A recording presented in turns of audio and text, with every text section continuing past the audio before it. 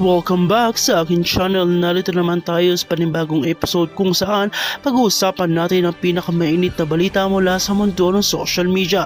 Trending na trending ngayon ang usapin tungkol kay Pangulong Bongbong Marcos. Usap-usapan ng netizens na pinapatumba raw niyang lahat na nagsisiwalat ng katotohanan.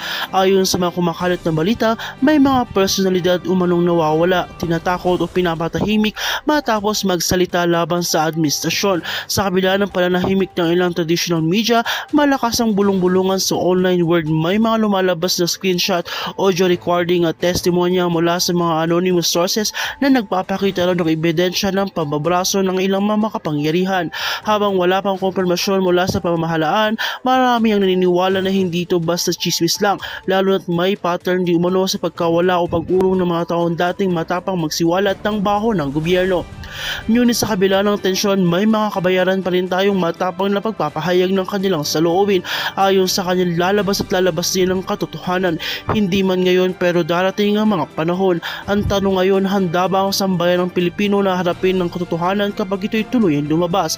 O mananatili tayong nakapikit habang patuloy tayong nililinlang ng kapangyarihan? Kaya mga ka-channel, labangan ang susunod na updates dahil tila ito na nga ang simula ng isang malaking revelasyon. Huwag kalimutang i-like, mag-comment ng opinion, mag-subscribe at i-turn on ang notification bell para hindi ka mahuli sa mga balitang hindi mo naririnig dito. Bongbong Marcos pinapatumba lahat ng nagsiwalat ng katotohanan. Lalabas na, gising na bayan!